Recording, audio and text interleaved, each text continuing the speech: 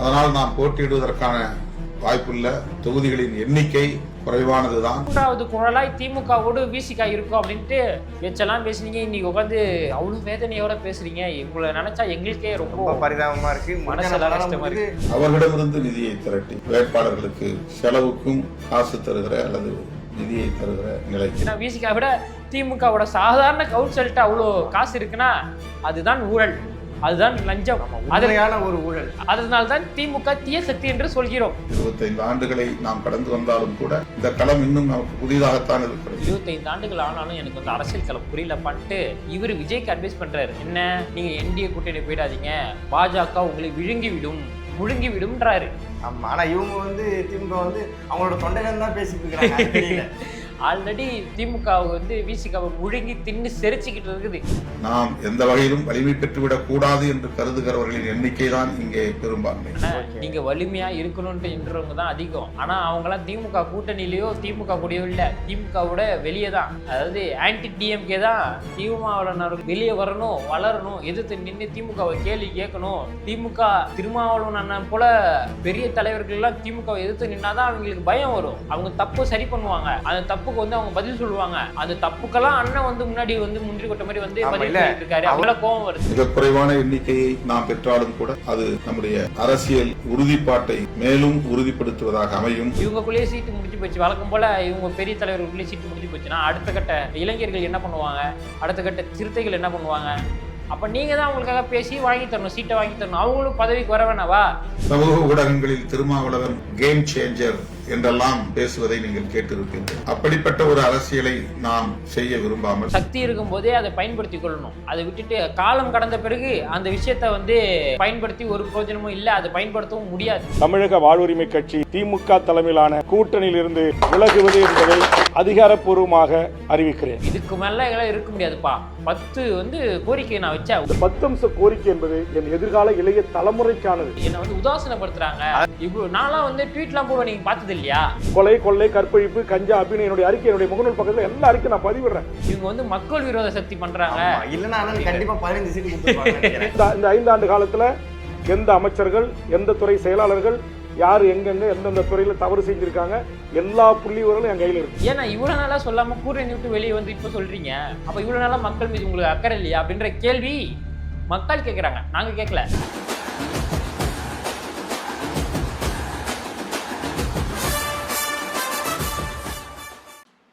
நேயர்களுக்கு வணக்கம். அதாவது திருமாவளவன் அவர்கள் நேற்று ஒரு வீடியோ ஒன்று பதிவிட்டிருந்தாரு ஃபேஸ்புக்கில். வீடியோவை பார்த்துட்டு ரொம்ப மனசு வேதனை ஆயிடுச்சு. அண்ணனுக்கு இப்படி ஒரு நிலைமையா அப்படின்ட்டு யோசிக்கும்போது நெஞ்செல்லாம் புண்ணாக இருக்குது தம்பி, அப்படி தான் இருக்குது.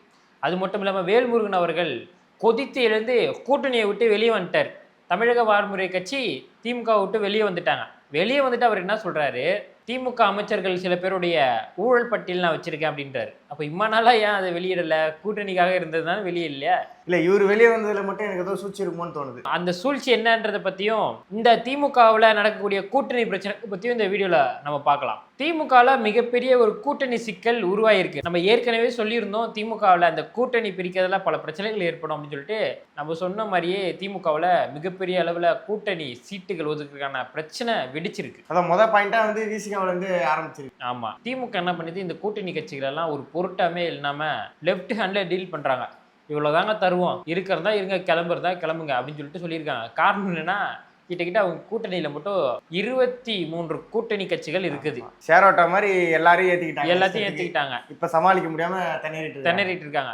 திமுக என்ன பண்ணுது, இவ்வளோதாங்க கூட்டணி, எவ்வளோ பெரிய கட்சியாக இருந்தாலும் நாங்கள் சொல்கிறது தான் சீட்டு, அதை தாண்டிலாம் எதனா கேட்குற மாதிரி இருந்ததுன்னா இங்கே போனோம் போய்க்குவாங்க அப்படின்ற மாதிரி லெஃப்ட் ஹேண்டில் எல்லா கூட்டணி கட்சிகளும் டீல் பண்ணிட்டு இருக்கிறாங்க. இதில் நம்ம எஃபெக்ட் போட்டு திமுகவுக்கு முட்டு கொடுத்த திருமாவளவன் அவர்கள் திமுக செய்யக்கூடிய அனைத்து தவறுகளுக்கும் எதுவுமே கண்டுக்காம இருந்தவங்க, திமுகவை பத்தி யாருன்னா எதனா கேள்வி கேட்டா முந்தி அடிச்சு முன்னாடி வந்து பதில் சொல்லக்கூடிய திருமாவளவன் அவர்கள் எப்படியாவது அவர் வந்து முன்னாடி எப்படி மக்களுக்காக காப்பாத்தினாரோ இப்போ வந்து திமுக வந்து காப்பாத்திட்டு இருக்காரு. இப்போ அவர் எதிர்பார்த்தது என்னன்னா, நம்ம இவ்வளோ உழைச்சோம் திமுக இவ்வளோ முட்டு கொடுத்தோமே, நமக்கு ஒரு 10லேருந்து 15 தருவாங்க அப்படின்னு எதிர்பார்த்த நிலையில அவங்க என்ன சொல்றாங்க, ஒரு சீட்டு வேணா எக்ஸ்ட்ரா தரேன் இருக்காங்க. போன தடவை 6, இந்த தடவை 7 தரேன்னு சொல்லியிருக்கிறாங்க. அதனால மனசு ரொம்ப வேதனைப்பட்டு அவர் ஒரு வீடியோ ஒன்று பதிவிட்டு இருக்கிறாரு. அது பார்க்கறதுக்கு முன்னாடி மற்ற கட்சிகளுக்கு எத்தனை சீட்டு அப்படின்றத பார்த்துருவோம். காங்கிரஸ் என்ன பண்ணிக்கிறாங்க, தாவேகாவை வச்சு டிவிகே வச்சு என்ன பண்ணிக்கிறாங்க, ஒரு மிகப்பெரிய லாபி கிரியேட் பண்ணி பயமுறுத்தி திமுகவை பயமுறுத்தி நீ கொடுக்குறியா அங்க போட்டா. ரொம்ப நாளா இந்த கரூர் சம்பவத்துல என்ன பண்ணாரு, அவர் வந்து நல்லா இது வந்து பயன்படுத்திக்கிட்டார். தாவேகா கூட இருக்க மாதிரி நெருங்கின மாதிரி பேசி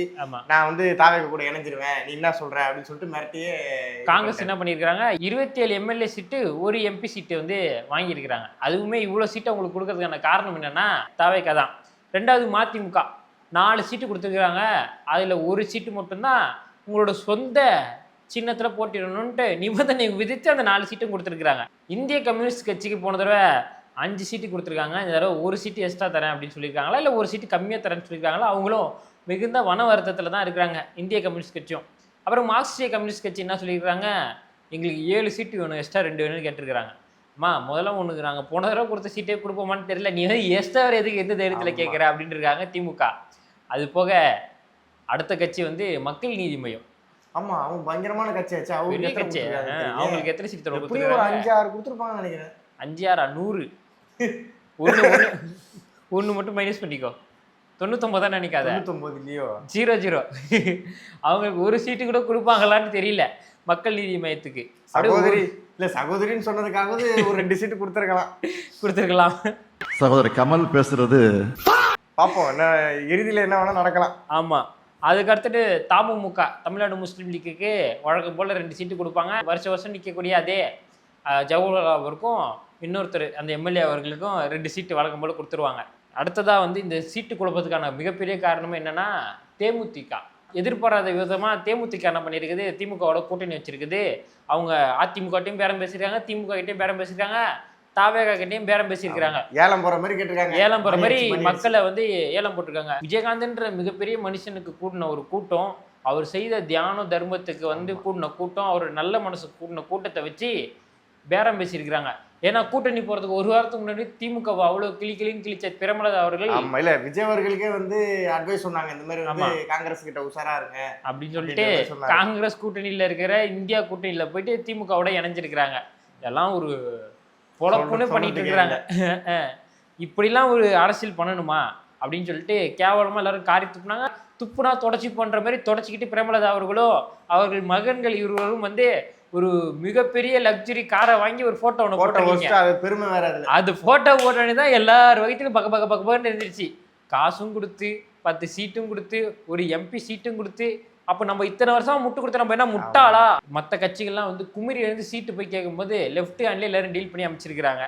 சரி, அவ்வளோதான் வந்து மக்களையும் அப்படி தான் டீல் பண்ணுறாங்க, கூட்டணி கட்சிகளும் அப்படி தான் டீல் பண்ணுறாங்க. இதில் கொதித்து எழுந்த ஒரே ஒரு டிவிக்கே மட்டும் வெளியே வந்திருக்கு. அந்த டிவிக்கே இல்லைங்க, இது வேற டிவிக்கே. கொஞ்ச நேரத்தில் ஒன்றும் புரியல, ஸ்டக் ஆயிடுச்சு.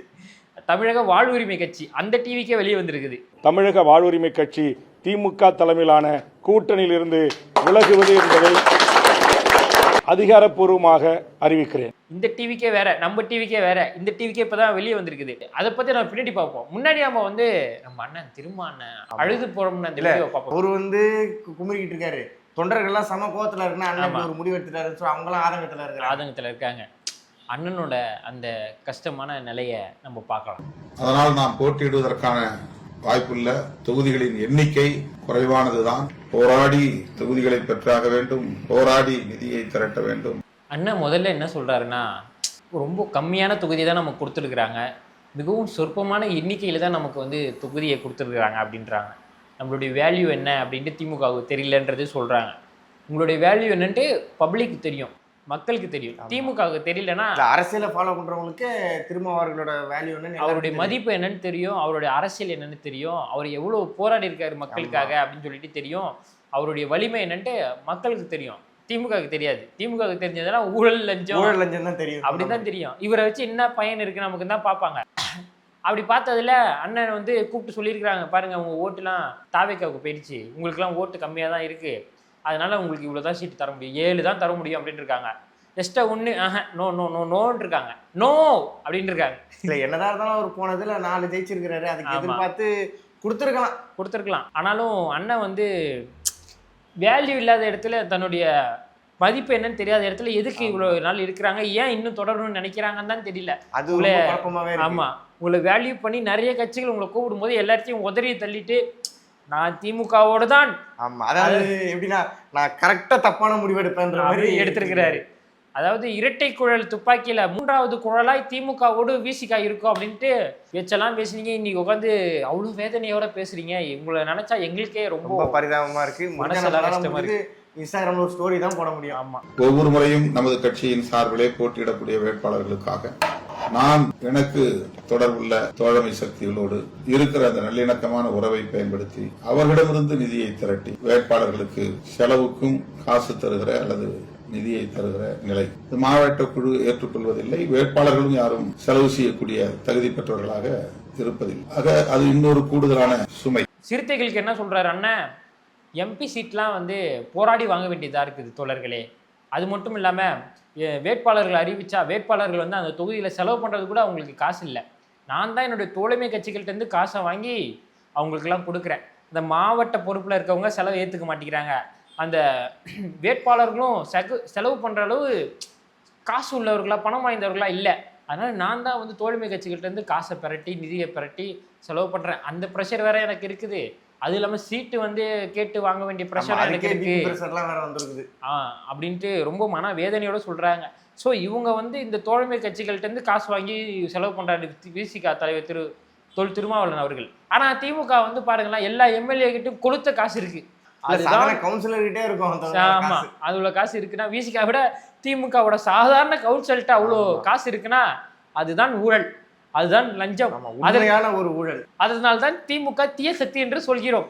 இதை புரிஞ்சுக்காம இவ்வளோ வேதனை அடைகிறார் அண்ணன். மேற்கொண்டு அடுத்தபடியா போய் என்ன சொல்றாரு, 25 ஆண்டுகள் நம்ம பயணித்தாலும் உங்களுக்கும் எனக்கும் இந்த களம் புதிது. 25 ஆண்டுகளை நாம் கடந்து வந்தாலும் கூட இந்த களம் இன்னும் நமக்கு புதிதாகத்தான் இருக்கிறது. இன்னும் அதற்கு நாம் நம்மை தகவமைத்துக் கொள்ளவில்லை. இந்த களம் வந்து அரசியல் களம் வந்து நமக்கு வந்து புதுசா தான் இருக்கு, ஒன்றும் புரியாத புதிரா இருக்குது. அதாவது 25 வருஷம் ஆகி இன்னும் புரியாத புதிராவே இருக்குது அவருக்கு. எங்களுக்கு களம் புலம் புரியுது, ஆனா திருமாவளவனோட மைண்ட் செட் தான் புரிய மாட்டேங்குது. அவர் என்ன எண்ணத்துல செயல்படுறாரு. இவ்வளவு மாபெரும் தலைவர், பல போராட்டங்களை முன்னெடுத்தவர், பல பிரச்சனைகளை தீர்த்து வச்சவர், எப்போதும் போல்டா வந்து டிசிஷன் எடுக்கக்கூடிய ஒரு நபர், எப்பவுமே தன்னை வந்து வேல்யூ பண்ற இடத்துல தான் அண்ணன் எப்பவுமே இருப்பாரு. அது மட்டும் இல்லாம எந்த இடத்துல சமரசம் செய்யாத ஒரு நபர்.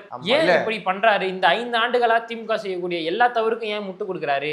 முட்டு கொடுக்கறது மட்டும் இல்லாம இவ்வளவு தூரம் வந்து நாங்க இவ்வளவுதான் பண்ணுவோம், ஏன் இன்னும் கூட்டணியிலே பயணிக்கிறாரு? வேல்முருகனுக்குலாம் கோவம் வந்து வெளியே வரும்போது அண்ணன் தொல் திருமாவளவன் அவர்கள் மட்டும் ஏன் இன்னும் முட்டு கொடுக்குறாரு, எல்லாத்தையும் அமைதி காக்குறாரு, இதுக்கு அவர் ஒரு காரணமும் சொல்லிக்கிறாரு, ஏன் இப்படி செயல்படுறாருன்றது 25 ஆண்டுகளா அரசியல் செய்யற தொல் திருமாவளவன் அவர்களுக்கு அரசியல் புரியுதோ இல்லையோ, ரொம்ப வருஷமா திருமாவளவனை பார்த்துட்டு இருக்கா, எங்களுக்கு புரிய மாட்டேங்குது அண்ணன் ஏன் இப்படி செயல்படுறாரு. இல்ல என்னதான் இருந்தாலும் டிஎம்கேக்கு விசிகா தேவைனாலும் விசிகாவுக்கு டிஎம்கே தேவைன்றதை வந்து அண்ணன் மறந்துடுறாரு. இதுல வந்து அண்ணன் வந்து எனக்கு வந்து 25 ஆண்டுகள் ஆனாலும் எனக்கு வந்து அரசியல் களம் புரியலப்பான்ட்டு இவர் விஜய்க்கு அட்வைஸ் பண்றாரு. என்ன, நீங்க என்டிஏ கூட்டணி போயிடாதீங்க, பாஜக உங்களை முழுங்கி விடும்ன்றாரு.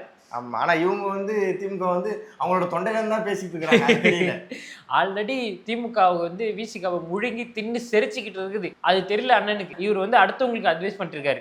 நாம் எந்த வகையிலும் வலிமை பெற்றுவிடக் கூடாது என்று கருதுகிறவர்களின் எண்ணிக்கை தான் இங்கே பெரும்பான்மை. அரசியல் சக்தியாக பரிணமித்து விடக் கூடாது என்று எண்ணக்கூடியவர்கள் தான் இங்கே பெரும்பான்மை. இவர்கள் வளர வேண்டும் என்று வாழ்த்துவதற்கோ ஊக்கப்படுத்துவதற்கோ பெரிதாக யாரும் இல்லை என்பதுதான் யதார்த்தமான உண்மை. நாம் வலிமை வாய்ந்தவர்களாக ஆகிவிடக் கூடாது என்று எண்ணுபவர்கள் தான் இங்கு அதிகம். ஆனா நீங்க வலிமையா இருக்கணும்னு என்றவங்க தான் அதிகம். ஆனா அவங்கெல்லாம் திமுக கூட்டணியிலயோ திமுக கூடயோ இல்ல, திமுகவோட வெளியே தான். அதாவது ஆன்டி டிஎம்கே தான்.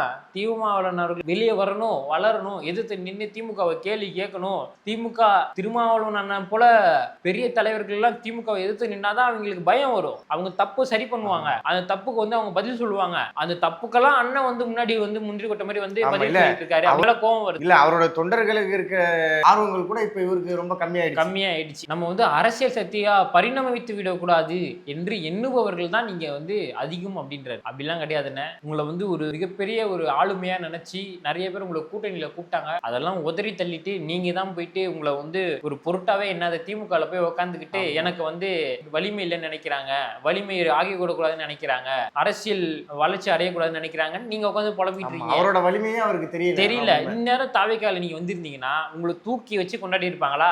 அண்ணன் செங்கோட்டையன் அவர்களை எவ்வளவு தூரம் தூக்கி வச்சு மக்கள் கொண்டாடினாங்க. அவர் எங்க போனாலும் அவரை சுற்றி 10-20 மைக்கு வந்துருது. இன்னைக்கு திருமாவளவன் அவர்கள் வந்து திமுகவை எதிர்த்து அவர் செய்யக்கூடிய ஊழல், லஞ்சம், பெண்கள் பாதுகாப்பு, அது மட்டும் இல்ல போதை கலாச்சாரத்துக்கு எதிராக பேசினா அண்ணனை வந்து கோபுரத்துல தூக்கி வச்சு கொண்டாடுறதுக்கு மக்கள் தயாரா இருக்கிறாங்க. ஏன்னா அந்த திருமாவளவன் தான் மக்கள் எதிர்பார்க்கிறாங்க. திமுகவுக்கு சொம்படிக்கிற திருமாவளவன் அவர்களை மக்கள் எதிர்பார்க்கல, வந்து வெறுக்கிறாங்க.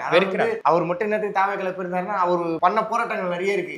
அதெல்லாம் வந்து நிறைய பேருக்கு தெரியாமே இருக்கு, தெரிஞ்சிருக்கும். அவர் வந்து செவிலியர்கள் போராட்டம், தூய்மை பணியாளர்கள் போராட்டம், இடைநிலை ஆசிரியர்கள் போராட்டம், மாற்றுத்திறனாளிகள் போராட்டம், எல்லாத்துக்குமே அண்ணன் போனாரு. மற்றபடி திமுகவை எதிர்த்து எந்த இடத்துலயும் பேசல. அதிகபட்சம் கண்டனம் தெரிவிச்சுட்டு போயிடுவாரே தவிர திமுக பத்தி எந்த இடத்துல தவறா பேச மாட்டாரு. அதுவும் இல்லாம திமுகவுல இருக்கிறதுனால அவருக்கு என்ன பெரிய மதிப்பு கிடைக்கும் தெரியல. மாநாடு போட முடியல, அவரோட கொடியை கூட நட முடியல. கொடியவே கழட்டிட்டு போனவங்களால ஒன்றும் பண்ண முடியல. ஆட்சியில் இருக்கிறவங்களோட கூட்டணி வச்சுக்கிட்டே தன்னுடைய கொடியை காவல்துறை பிடிக்கிட்டு போகுது.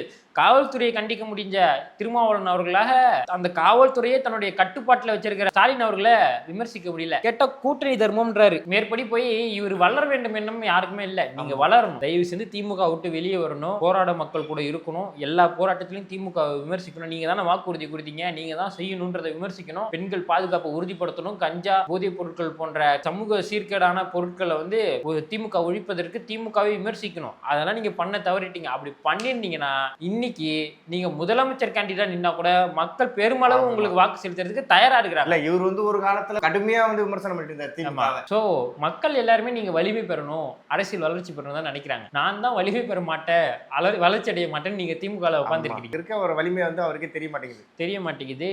நீங்க வந்து மக்கள் பிரச்சனையை பேசுறீங்கன்னா கண்டிப்பா வலிமை அடைவீங்க. மக்கள் விரோத திமுகவோட முட்டு கொடுத்தீங்கன்னா கண்டிப்பா உங்களுடைய வலிமையை இழப்பீங்க. தொடர்ந்து வலிமை இழந்துக்கிட்டே இருக்கீங்க. இந்த தேர்தல் கண்டிப்பா நீங்க திமுகவோட கூட்டணி வச்சு போட்டிட்டீங்க அப்படின்னா அதற்கான பயனை நீங்க அனுபவிப்பீங்க, அதற்கான விளைவை நீங்க அனுபவிப்பீங்க. அவ்வளவுதாங்க சொல்ல முடியும். ஏன்னா அண்ணனை பார்த்து அரசியல் கத்துக்கிட்டவங்க நாங்க. எப்படி இருக்கணும் தைரியம்னா திருமாவளவன் அவர்கள் தான் அப்படின்ட்டு நாங்களாம் எடுத்துக்காட்டா நினைச்ச மனுஷன் தான் திருமாவளவன் அவர்கள். இன்னைக்கு வந்து சீமான் அவர்கள் வந்து தைரியமா நான் நிக்கிறேன் 234 தொகுதியில நான் தனிச்சு நிக்கிறேன் அப்படின்னு சொல்லிட்டு நிக்கிறாரு. 8% வாங்கிட்டு தனிச்சு நிக்கிறாரு. அவரே 15 வருஷமா கட்சியில இருக்கிறாரு. அண்ணா 25 வருஷமா இருக்கிறாரு. ஆனா இன்னும் 3% 4% ஒன்னொன்னா ஏறிட்டு இருக்காரு.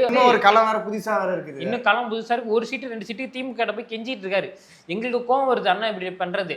அதாவது தாவேக்காவை இங்க ஸ்டேட் கவர்மெண்ட்டும் அழுத்துதுங்க ஒரு பக்கம், இன்னொரு பக்கம் சென்ட்ரல் கவர்மெண்ட்டும் அழுத்துது. கரூர் விபத்துல வந்து விஜய் அவர்கள் வந்து சிக்கி கொண்டார். இது இல்லாம ஜனநாயக படத்தை முடக்குறாங்க. எந்த இடத்துலயுமே வந்து தாவேக்காவுக்கு இடம் ஒதுக்குறது இல்ல. பல பிரச்சனைகளை தாவேக்கா வந்து சந்திச்சுக்கிட்டு இருக்கு. அதாவது ஒரு மனுஷனுக்கு எந்த பக்கம் பார்த்தாலும் பிரச்சனை இருக்கு. ஆனாலுமே தாவேக்கா என்ன பண்ணுது, நான் எந்த கூட்டணிக்கும் போக மாட்டேன், நான் தனிச்சு நிக்கிறேன்றாங்க. நாம் தமிழரும் தாவேக்காவும் தனிச்சு நிக்கிறேன்ட்டு அந்த தைரியம் 25 வருஷமா எனக்கு களம் புரியல அப்படின்னு சொல்லிட்டு இன்னுமே 2 சீட்டுக்கு வந்து நீங்க கெஞ்சிட்டு இருந்தீங்கன்னா உங்களை நம்பி இருக்கிற விடுதலை சிறுத்தை சேர்ந்த தோழர்கள், பல இளைஞர்கள் இருக்காங்க, ஏமாற்றப்படுறாருங்க. உங்க கண்ணு முன்னாடியே கட்சி வந்து அழியறத நீங்க கண் கூட பார்க்க போறீங்க. இவர் இப்ப கூட ஒரு மாநாடு வச்சாருன்னா இவர் வந்து காசு கொடுத்த கூப்பிடுவாங்க. அவ்வளவு பேர் மக்கள் வருவாங்க. அவ்வளவு இப்ப வருவாங்களான்னு தெரியலடா. மிக குறைவான எண்ணிக்கையை நாம் பெற்றாலும் கூட அது நம்முடைய அரசியல் உறுதிப்பாட்டை மேலும் உறுதிப்படுத்துவதாக அமையும்.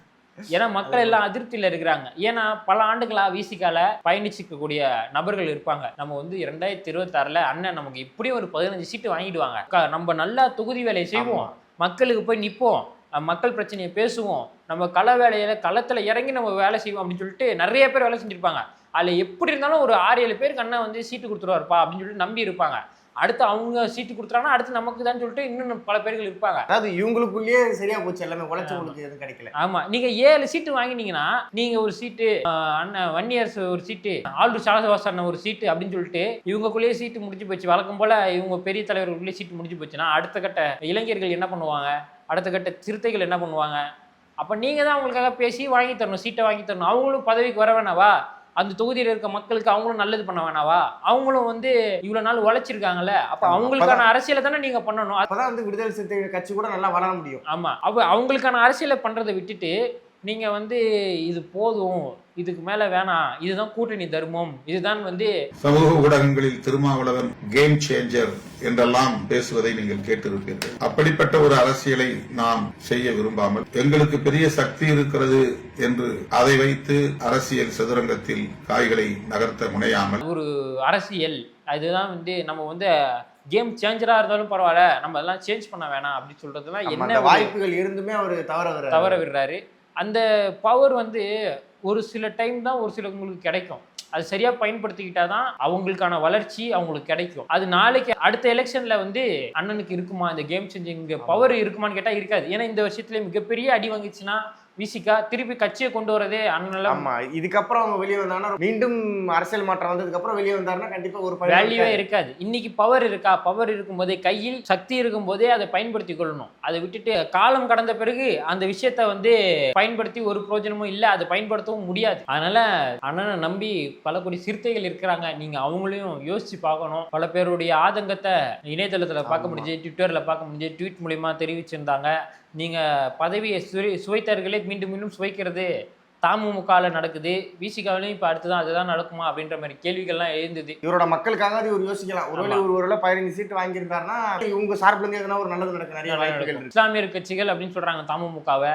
ஆனா அங்க வந்து வழக்கம் போல அந்த 2-3 தலைவர்கள் தான் வேட்பாளர்களா நிக்கிறாங்க. இளைஞர்களுக்கு வாய்ப்பே கொடுக்கறது இல்லை அப்படின்னு சொல்லிட்டு நம்ம பாக்குறோம். பெண்களுக்கும் வாய்ப்பு கொடுக்கறது இல்லை. ஆனா நிறைய கொடுக்க முடியல. ஆமா, ஆனா நிறைய இஸ்லாமியர்களுக்கு நாம் தமிழர்லையும் தாவேக்காவிலையும் விடுதலை சிறுத்தைகளுக்கு கூட வாய்ப்பு தராங்க. அதனால தமுமுகல ஜவஹர்லாவுக்கு ஒரு சீட்டுப்பா, அடுத்த தலைவருக்கு ஒரு சீட்டு, இவ்வளவு 2 சீட்டு தான். அந்த கட்சி அதை தாண்டி கேட்கறதும் இல்லை, வேற யாருக்கும் வாய்ப்பு தரதும் இல்லை. அப்படி இளைஞர்கள் இஸ்லாமிய சகோதரர்கள் இன்னும் அரசியல் மயப்படாம இருக்கிறதுக்கு தமுமுகவும் ஒரு காரணமா இருக்குது. அந்த மாதிரி ஆகிவிடக்கூடாது விசிகா. அடுத்த கட்ட இளைஞர்களுக்கு வாய்ப்பு தரணும், அதுக்கு இன்னும் சீட்டை எக்ஸ்ட்ரா கேட்டு வாங்கணும். அங்கே உங்களை வேல்யூ பண்ணலையா, தோத்தாலும் பரவாயில்லன்னு சொல்லிட்டு வெளியே வந்து வேல்யூவான ஒரு கட்சியில சேர்ந்து மக்கள் சக்தியோட சேர்ந்து தூய்மை சக்தியோட திருமாவளவர்கள் சேர்ந்து தீய சக்தியை எதிர்த்து நிற்கணும். அப்போ உங்களுடைய வேல்யூ அதிகரிக்கும், உங்களுடைய வளர்ச்சி அதிகரிக்கும், இளைஞர்களுக்கு வாய்ப்பு கிடைக்கும். தயவு செய்து நீங்க வந்து நீங்களே ஒன்று யோசிச்சு இதுதான் சரியா இருக்குன்னு நினைச்சிட்டு தயவு செஞ்சு செயல்படாதீங்க. இவங்க வந்து தீய சக்தி கிட்ட இருக்கிற வரைக்கும் திசை மாதிரி தான் போயிட்டு இருப்பாங்க. ஆமா, அது வந்து விசிகாவுடைய வளர்ச்சிக்கும் விசிகாவை நம்பி இருக்கிற சிறுத்தைகளுக்கும் இளம் சிறுத்தைகளுக்கும் இது வந்து மிகப்பெரிய ஒரு ஏமாற்றமா தான் இருக்கும். எதிர்காலமும் இல்லாம போயிடும் விசிகாவுக்கு போய். அதனால தயவு செஞ்சு சரியான முடிவு எடுங்க. நீங்க எந்த இடத்துலயுமே வந்து உங்களுடைய லூஸ் பண்ணி உங்களை நீங்களே லூஸ் பண்ணிக்க. உங்களோட வலிமை இருக்கு, அதை நீங்க எந்த அளவுக்கு யூஸ் பண்ணணும் யூஸ் பண்ண பாருங்க. இதுதான் கடைசி வாய்ப்பா இருக்கும் நினைக்கிறேன். Be strong. உங்களால நீங்க கூட்டணி விட்டு வெளியே வரலனாலும் சரி, தயவு செய்து இரட்டை இலக்கிலேயே நீங்க உறுதியா நில்லுங்க. ஏன்னா உங்களை நம்பி இளைஞர்கள் பின்னாடி இருக்காங்க. அவங்களும் நாளைக்கு பதவிக்கு வரணும், நல்லா வந்து அவங்களும் வந்து ஆட்சி அதிகாரத்துல வந்து பணியாற்றணும். ஆமா, அடுத்ததா வந்து வேல்முருகன் அண்ணன் வந்து கோவப்பட்டு வெளியே வந்துட்டார். தமிழக வாழ்வுரிமை கட்சி திமுக தலைமையிலான கூட்டணியில் இருந்து விலகுவது என்பதை அதிகாரப்பூர்வமாக அறிவிக்கிறேன். இதுக்கு மேல எங்களால் இருக்க முடியாதுப்பா. 10 வந்து கோரிக்கை நான் வச்சேன். இந்த 10 அம்ச கோரிக்கை என்பது என் எதிர்கால இளைய தலைமுறைக்கானது. என்னை வந்து உதாசனப்படுத்துறாங்க. அது எப்படி முடிஞ்சதுக்கு அப்புறமா வந்து கேட்டுட்டு இருக்காங்க. ஆமா, இப்போ நான்லாம் வந்து ட்வீட்லாம் போடுவேன், நீங்க பார்த்தது இல்லையா? இந்த 2 வயது குழந்தை 7 வயது குழந்தையெல்லாம் பாலியல் வன்கொடுமை செய்யப்படும் போது, இந்த +2 மாணவியெல்லாம் வந்து பாலியல் வன்கொடுமை செஞ்சு இறங்கும் போதுலாம் நான் வந்து கேள்வி கேட்டேன்ப்பா, ட்வீட்லாம் போட்டேன். கொலை, கொள்ளை, கற்பழிப்பு, கஞ்சா அப்படின்னு என்னுடைய அறிக்கை, என்னுடைய முகநூல் பக்கத்துல எல்லா அறிக்கையும் நான் பதிவிடுறேன். நீங்க எந்த மெயின் ஸ்ட்ரீம் எடுத்து போடுறது இல்லாதனால உங்களுக்கு தெரியல. இல்ல, நான் என்ன ட்வீட் பார்த்தேன்னா, இவர் வந்து இந்த தாவேக்காவோட பள்ளி விழாவில் வந்து விருது வாங்கும்போது இவரை பத்தி ஒரு ட்வீட் ஒன்று வந்தது, அதுதான் நான் பார்த்தேன். இதெல்லாம் போட்டேன், யாருமே பார்க்கலப்பா. நீங்க இது நானும் திமுகவெல்லாம் அடிக்கடி எதிர்ப்பேன். என்னெல்லாம் எதிர்க்கக்கூடாதுலாம் நீங்கள் சொல்லக்கூடாது. இன்னைக்கு வந்து நான் சீட்டுக்காகலாம் வெளியே வரல, நான் 10 கோரிக்கை வச்சு நிறைவேற்றல. இவங்க வந்து மக்கள் விரோத சக்தி பண்றாங்க. இல்லைன்னா கண்டிப்பா 15 சீட்டு கொடுத்துருப்பாங்க. அது மட்டும் இல்லாம நான் வெளியே வந்துட்டேன்ல, இதுக்கு மேல எல்லார் பட்டியலும் இருக்கு. ஊழல் லஞ்சம் பண்ற எல்லார் பட்டியலும் என்கிட்ட இருக்கு. ஒன்னொன்னா நான் இதுக்கு மேல வெளியே வரேன் அப்படின்னு எல்லாத்துலயும் அவர் கூட இருந்திருக்கிறாரு. இந்த 5 ஆண்டு காலத்துல எந்த அமைச்சர்கள், எந்த துறை செயலாளர்கள், யார் எங்கெங்க எந்தெந்த துறையில தவறு செஞ்சிருக்காங்க, எல்லா புள்ளிவர்களும் என் கையில இருக்கு. எல்லாவற்றையும் ஆதாரப்பூர்வமாக பத்திரிகையாளர் சந்திப்புல அடுத்தடுத்து நீ இனிதான் இருக்கு. ஏன்னா இவ்வளவு நாளா சொல்லாம கூட்டணி விட்டு வெளியே வந்து இப்ப சொல்றீங்க. அப்ப இவ்வளவு நாளா மக்கள் மீது உங்களுக்கு அக்கறை இல்லையா அப்படின்ற கேள்வி மக்கள் கேட்குறாங்க. நாங்க கேட்கல. நிறைய ஊடகங்கள்ல கமெண்ட்ஸை பார்த்தா மக்கள் கேட்குறாங்கண்ணா. நீங்க பேசின வீடியோலயே கமெண்ட்ல கேட்குறாங்க, ஏன் இவ்வளவு நாளா சொல்லாதீங்க, கூட்டணி விட்டு வெளியே வந்து சொல்றீங்க, இதெல்லாம் அரசியலா அப்படின்னு சொல்லிட்டு மக்கள் கேட்குறாங்க. தமிழக வாழ்வுரிமை கட்சி வெளியே வந்ததுல இன்னொரு பாயிண்ட் ஆஃப் வியூ யோசிச்சு பார்த்தோம்னு வச்சுக்கோங்களேன், இது ஒரு வேளை தாவேக்காக்கு வச்சிருக்க ஒரு ட்ராப்பாக கூட இருக்கலாம். எப்படின்னு பார்த்தீங்கன்னா, அந்த பேர் தான் காரணம். ஆமா, தமிழக வாழ்வுரிமை கட்சி த.வ.க. தமிழக வாழ்வுரிமை கட்சி. இது த.வே.க. ரெண்டுமே இங்கிலீஷ்ல டிவிகே தான். அதனால எல்லா தொகுதியிலும் தனிச்சு போட்டியிட வைப்பாங்களா? திமுக வந்து நீங்க போய் இந்த தமிழக வாழ்வுரிமை எல்லா இடத்துலையும் தனிச்சு போட்டிட்டோம், அந்த விசில் செய்கிற மாதிரியே இருக்க ஒரு சின்னத்தை மட்டும் வாங்கிக்கோங்க, டிவிகேன்னு பிரச்சாரம் பண்ணுங்க. இந்த படிக்காதவங்க, இந்த வந்து வயசானவங்க, முதியவங்க, வயசானவங்க, கொஞ்சம் வந்து பதற்றத்துல போய் ஓட்டு போடுறவங்க எல்லாம் மாத்தி போட்டுருவாங்கல்ல, அதை வச்சு ஒரு 2% அடிச்சிடலான்ட்டு ஒரு பிளானா கூட இருக்கலாம். இது வந்து ஒரு சந்தேகமா தான் இருக்குது. பார்ப்போம், நீங்க வந்து மற்ற கூட்டணிக்கு போறாங்களா இல்ல நிறைய தொகுதியில தனிச்சு போட்டிடுறாங்களா? அப்படி தனிச்சு போட்டி இருக்கக்கூடிய தொகுதியில டிவிகே நண்பர்கள் தெளிவா வந்து இருக்கணும். த.வே.க. டிவிகே இது, இந்த டிவிகே அந்த டிவிகேன்னு சொல்லிட்டு குழப்பம் முயற்சிப்பாங்க, அதுல தெளிவா இருக்கணும். விசில் சின்னத்துல வந்து கவனமா இருக்கும் எல்லாரும். ஆமா, விசில் சின்னம் த.வே.க. டிவிகே தமிழக வெற்றி கழகம்ன்றதுல தெளிவா இருக்கணும். அப்படி நீங்க தனிச்சு போட்டிடுற மாதிரி இருந்தா அதுக்கு நாங்க சில ஐடியாக்களும் வச்சிருக்கோம். அது அடுத்த வீடியோல நாங்க சொல்றோம், போக போக நாங்க சொல்றோம். இன்னைக்கு வேல்முருகனுக்கு இவ்வளவு கோவம் வந்திருக்கு, அதே மாதிரி லேட்டா வந்திருக்குது. இந்த கோவம் திருமாவளவனுக்கும் வருமா, கமல்ஹாசன் ஐயாவுக்கும் வருமா அப்படின்ட்டு காத்திருந்து பார்ப்போம். வருமானு தெரியல, கண்டிப்பா வரணும். ஏன்னா ஸ்நேகன் ஐயாலாம் ரொம்ப நாளா கத்தின்னு இருக்காரு, டார்ச் லைட்டை எங்க பாக்குற திசையெல்லாம் டார்ச் லைட்டோட சுத்தின்னு இருக்காரு அண்ணன். ஆனா அவருக்கு ஒரு சீட்டு கமல்ஹாசன் ஐயாவால வாங்கி தர முடியலன்றதுதான் வேதனை. இல்ல, கமல்ஹாசன் ஐயாக்கே சீட்டு தேவைப்படும், அவர் எங்க இருந்து அவராலே அவருக்கு வாங்க முடியல அப்படின் போது ஸ்நேகன் அண்ணனுக்குலாம் வாங்கி தர முடியுமா? அது கஷ்டம்தான். அப்படி கூட்டணியில யாருமே வந்து இந்த கூட்டணியில, இந்த திமுக கூட்டணியில யாருமே சந்தோஷமாவும் நிம்மதியாகவும் ஒரு உத்வேகத்தோடய வேலை செய்யல. கூட்டணினா என்ன பண்ணுவாங்க, எல்லாரும் சரிசமமா உட்காந்து ஜாலியா போவாங்க. இது வந்து நெருக்கி போறாங்க. பொண்ணுக்கும் கல்யாணத்துல விருப்பம் இல்ல, மாப்பிள்ளைக்கும் கல்யாணத்துல விருப்பம் இல்லைன்னா கல்யாணம் எப்படி இருக்குமோ அப்படிதான் இந்த திமுகவோட கூட்டணி இருக்குது. அர்ச்சனை போறவங்களுக்கு விருப்பம் இல்ல, சுத்தி நிக்கிறவங்களுக்கும் விருப்பம் இல்லாம தான் இந்த ஒரு கல்யாணம் இருக்குது. அதாவது திமுக கூட்டணி இருக்குது அப்படின்ட்டு ஒரு எடுத்துக்காட்டு சொல்றேன். இதை வச்சு எதனா ஒரு சர்ச்சையை பண்ணிடாதீங்க. ஏன்னா எடுத்துக்காட்டுக்கு சொல்றதை எடுத்துட்டு வந்து சில பேர் எல்லாம் வீடியோ போடுவாங்க, எடுத்துக்காட்டுக்கு சொல்றது. அதனால இந்த கூட்டணி எப்படி ஜெயிக்க போகுதுன்னு தெரியல. விருப்பமே இல்லை. விசிகாவுக்கு 7 சீட்டு தான் சொல்லிட்டாங்கப்பா. மற்ற தொகுதியிலாம் விசிகாவோட விடுதலை சிறுத்தைகள் திமுக அந்த கூட்டணிக்கு வேலை செய்வாங்களான்னு கேட்டா வேலை செய்ய மாட்டாங்க. மக்கள் நீதி மையத்துல யாருன்னா வந்து வேலை செய்யறதுக்கு இருக்காங்களா திமுக கூட்டணின்னு கேட்டா இல்ல, அந்த கட்சியை பாத்துக்கிறதுக்கே இல்ல. இப்போ வந்து இஸ்லாமிய சகோதரர்கள் நிறைய பேர் கேள்வி எழுப்பியிருக்காங்க தமுகவை பார்த்து, பா நீங்க மட்டும் மாறி மாறி போஸ்டிங் வாங்கிட்டு நாங்களாம் இப்ப அரசியலுக்கு வந்து நாங்களாம் இப்போ வந்து ஆட்சி அதிகாரத்தை அமைறது, நீங்களே வந்து போஸ்டிங் எடுத்தீங்கன்னா என்ன பண்றது அப்படின்னு சொல்லிட்டு கோவத்துல இருக்கிறாங்க. அவங்களும் தொகுதிக்கு வேலை செய்வாங்களான்னு கேட்டா வேலை செய்ய மாட்டாங்க. அப்புறம் கம்யூனிஸ்ட் தோழர்கள் அவங்களும் கடுப்புல இருக்காங்க, ஏன் இன்னும் கூட்டணியிலே இருக்கீங்க, வெளியே வாங்க அப்படின்னா இல்லை அவங்க 2 சீட்டு தரன்னு சொல்றாங்க. சீட்டாவது கிட்டாவது வெளியே வாங்கயா, இங்க மக்களுக்கு விரோத ஆட்சி நடந்துட்டு இருக்குது, நீங்க என்ன கூட்டணியில இருக்கீங்க அப்படின்னு விருப்பம் இல்லாம தான் இருக்காங்க. கம்யூனிஸ்ட் தோழர்கள் அடிமட்டத்துல இருக்க அதாவது சாதாரண கம்யூனிஸ்ட் தோழர்கள் வந்து கம்யூனிஸ்ட் தலைமையை பார்த்து கேள்வி கேட்கிறாங்க. அவங்களும் வேலை செய்வாங்களான்னு கேட்டா சந்தேக குறிதான். கடமைக்குன்னு வேலை செய்வாங்க. ஆமா, ஏன்னா நம்ம வந்து ஒரு விஷயத்துக்காக வேலை செய்வோம், அந்த விஷயம் கிடைக்கலன்னும் போது எப்படி வேலை செய்ய முடியும்? ஆமா, காங்கிரஸ் நான் இந்த தடவை நிறைய பேர் தாவேக்காவோட கூட்டணி வைக்கணும் தான் காங்கிரஸோட அடிமட்ட தொண்டன் விரும்பினது, தாவேக்காவோட தான் காங்கிரஸ் கூட்டணி வைக்கணும்ட்டு. ஆனா இவங்க போயிட்டு செல்வ பிறந்தக்கு தான் திமுகவோட கொத்தடிமையா இருக்காரு, அதனால போயிட்டு திமுகவுடைய கூட்டணி வச்சிட்டாரு. இருந்தாலும் எம்எல்ஏ சீட்டை 27 தொகுதி தராங்களா, அந்த 27 தொகுதியிலையும் இறங்கி வேலை செய்வாங்க காங்கிரஸ். அதுக்காகவே திமுக ஆட்சிக்கு வரணும்னு நினைச்சிட்டு நான் வேலை செய்யறதுக்கான வாய்ப்பு இருக்குது.